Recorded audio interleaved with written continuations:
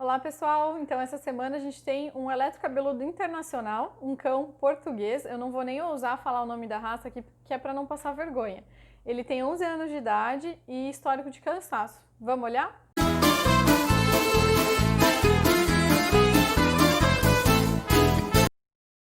Então, vamos tentar entender aqui o que está acontecendo, né? Então, é um exame que está na D2, no papel.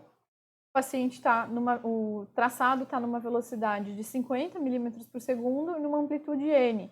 Veja como parte aqui, ó, do QRS fica cortado, né? Então, isso aqui é algo que pode ser ajustado na hora de adquirir o exame, para que não fique nenhuma parte faltando ali por conta da amplitude que está muito elevada para esse registro. Então, o ideal seria pôr aqui no N/2 a sensibilidade. Tá? Aqui também ficou cortado, ó. A gente não tem um período prolongado de registro e também não temos mais derivações. Então, isso atrapalha um pouco a responder algumas perguntas. Mas, o que a gente consegue notar? Nós temos aqui, ó, ondas P's que aparecem numa frequência de disparo muito superior à frequência em que aparecem os complexos QRS. Ondinha P escondida, ó, P e assim por diante. Aqui embaixo, a mesma coisa. Notem que o intervalo PR, ó, algumas pessoas podem até pensar, será que é essa onda P que está conduzindo esse complexo QRS? Notem que o intervalo PR está muito curto nesse batimento. Não é essa onda P que está levando esse complexo QRS. Ela está anterior aqui por uma simples coincidência. Tá? Vejam como a distância entre essas ondas P, ó, ela segue um padrão ao longo de todo o exame. Então, o que está acontecendo?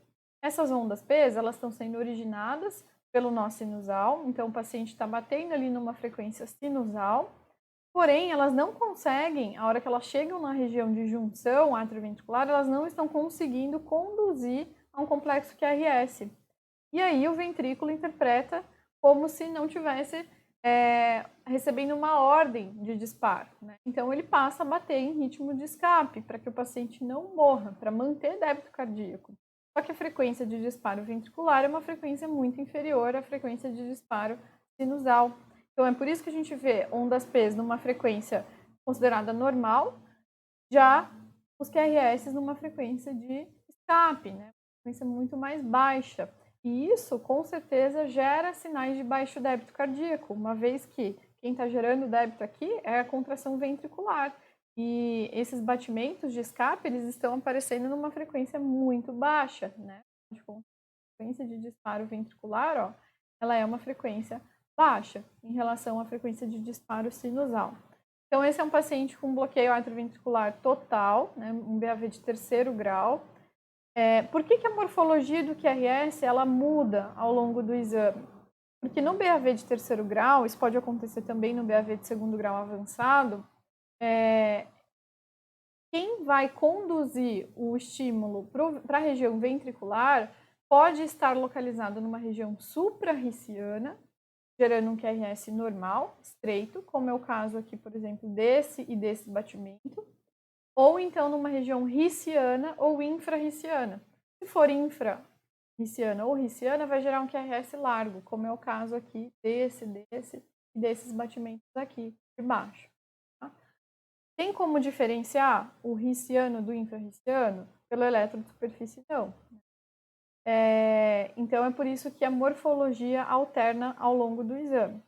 Algo interessante também e inesperado é que esse paciente, apesar de ter ali uma frequência cardíaca muito baixa, ele tem um distúrbio de condução muito importante, que é o BAV de 3º grau, ele faz aqui, ó, extrasístoles. Então, aconteceu aqui e aconteceu aqui, ó, 3 extrasístoles.